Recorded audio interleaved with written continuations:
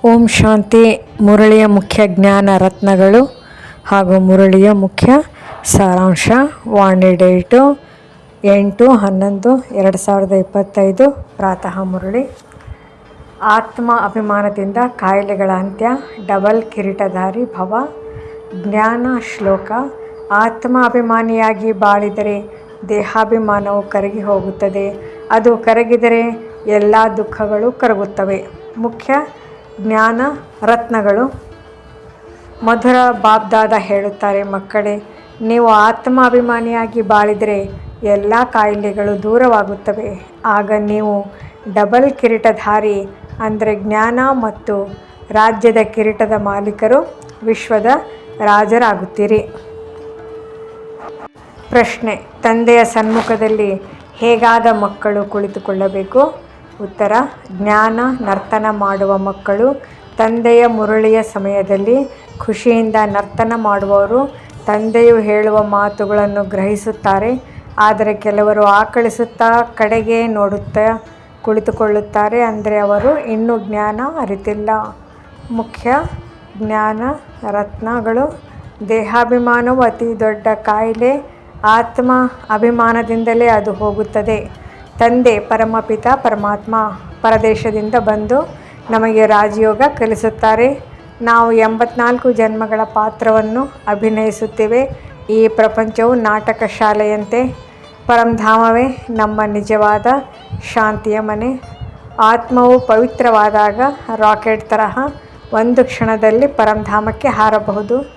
ತಂದೆಯು ಸ್ವತಃ ರಾಜರಾಗುವುದಿಲ್ಲ, ಮಕ್ಕಳನ್ನೇ ರಾಜರನ್ನಾಗಿ ಮಾಡುತ್ತಾರೆ. ಯಾರು ಪವಿತ್ರರಾಗಿ ಯೋಗ ಬಲದಿಂದ ಬಾಳುತ್ತಾರೆ ಅವರೇ ವಿಶ್ವದ ಮಾಲೀಕರು. ಭಗವಂತನು ಮಾತ್ರ ಪತಿತ ಪಾವನ, ಬೇರೆ ಯಾರಿಗೂ ಆ ಶಕ್ತಿ ಇಲ್ಲ. ಯೋಗದಿಂದಲೇ ಕರ್ಮಗಳ ಭೋಗ ಮುಗಿಯುತ್ತದೆ. ತಂದೆಯನ್ನು ನೆನಪು ಮಾಡುವುದೇ ಯೋಗ. ಅದರಿಂದ ಆತ್ಮ ಶಕ್ತಿಯುತವಾಗುತ್ತದೆ. ದೇಹಾಭಿಮಾನವಿಲ್ಲದ ಸ್ಥಿತಿ ಡಬಲ್ ಕಿರೀಟಧಾರಿ ಸ್ಥಿತಿ. ಯೋಗ ಬಲದ ಯೋಧರಾಗಿರುವ ನಾವು ಮಾಯೆಯ ಮೇಲೆ ವಿಜಯಿಗಳಾಗಬೇಕು. ಜ್ಞಾನ ನರ್ತನ ಅಂದರೆ ಖುಷಿಯಿಂದ ಸತ್ಯವನ್ನು ಗ್ರಹಿಸುವುದು. ಪ್ರತಿದಿನ ರಾತ್ರಿ ಮಲಗುವ ಮುನ್ನ ಬಾಬಾ ನಾವು ತಮ್ಮ ಬಳಿಗೆ ಬರುತ್ತೇವೆ ಎಂದು ನೆನಪು ಮಾಡಿ ನೆನಪಿನಿಂದ ಪಾರಸ ಬುದ್ಧಿಯವರಾಗುತ್ತೀರಿ. ಸೇವೆಯು ಆಶೀರ್ವಾದದ ಮೂಲ. ಅನ್ಯರಿಗೆ ಜ್ಞಾನ, ಶಕ್ತಿ ಮತ್ತು ಶಾಂತಿ ದಾನ ಮಾಡಿ. ಯಾವ ದಿನವೂ ದಾನವಿಲ್ಲದ ದಿನವಾಗದಿರಲಿ. ದೇವಿಯರ ಕತ್ತಿ ಬಾಣಗಳು ಯೋಗ ಬಲದ ಸಂಕೇತ. ನಮ್ಮ ಯುದ್ಧವು ಮಾಯೆಯೊಂದಿಗೆ. ಯಾರಿಗೂ ನೋವು ಕೊಡುವುದಿಲ್ಲ. ಜ್ಞಾನದಿಂದ ಹೊಸ ಪ್ರಪಂಚ ಸೃಷ್ಟಿಯಾಗುತ್ತದೆ. ಯೋಗ ಬಲದಿಂದ ಭಾರತವನ್ನು ವೈಕುಂಠವನ್ನಾಗಿ ಮಾಡುತ್ತೇವೆ. ಪವಿತ್ರತೆ ಮತ್ತು ನೆನಪು ಆತ್ಮದ ಏರಿಕೆಯ ಕೀಲಿ. ಪರಮಾತ್ಮನ ಹಿಂದಿನಿಂದ ಆತ್ಮಗಳ ಮೆರವಣಿಗೆ ನಡೆಯುತ್ತದೆ. ಮೂಲವತನಕ್ಕೆ ಹಿಂತಿರುಗುವಾಗ ಸತ್ಯಯುಗದ ಲಕ್ಷ್ಮೀನಾರಾಯಣರು. ಈ ಶಿಕ್ಷಣದ ಫಲ ನೆನಪು ಮತ್ತು ಸೇವೆ ದಿವ್ಯ ಜೀವನದ 2 ರೆಕ್ಕೆಗಳು. ಧಾರಣೆಗಾಗಿ ರಾತ್ರಿ ಧ್ಯಾನ ಅಭ್ಯಾಸ.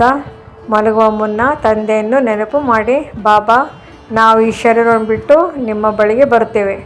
ಹೀಗೆ ನೆನಪು ಮಾಡುತ್ತಾ ಮಲಗಿದರೆ ಮನಸ್ಸು ಶಾಂತವಾಗುತ್ತದೆ. ಆತ್ಮಾಭಿಮಾನ ಧಾರಣೆ. ದೇಹಾಭಿಮಾನ ತೊರೆದು ಆತ್ಮಸ್ವರೂಪದಲ್ಲಿರಬೇಕು. ತರಗತಿಯಲ್ಲಿ ಆಲಸ್ಯ ತಂದು ಬೇರೆಯವರಿಗೆ ದುಃಖ ಕೊಡಬಾರದು. ಖುಷಿಯಲ್ಲಿ ಜ್ಞಾನ ನರ್ತನ ಮಾಡಿ. ವರದಾನ: ಸೇವೆಯಿಂದ ಅನೇಕರ ಆಶೀರ್ವಾದವನ್ನು ಪಡೆದು ಸದಾ ಮುಂದುವರಿಯುವ ಮಹಾದಾನಿ ಭವ. ಯಾರು ಸೇವೆ ಮಾಡುತ್ತಾರೆ ಅವರಿಗೆ ಆಶೀರ್ವಾದಗಳು ಸಿಗುತ್ತವೆ. ಅನೇಕ ಆತ್ಮರಿಗೆ ಸುಖ, ಶಕ್ತಿ, ಜ್ಞಾನ ದಾನ ಮಾಡುತ್ತಾ ಇರಿರಿ.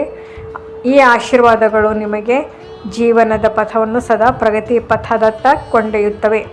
ಸ್ಲೋಗನ್: ಈಗಿನ ಸಮಯ ದಾನ ಸಮಯ. ದಾನವಿಲ್ಲದ ದಿನ ಎಂದೂ ಇರಬಾರದು.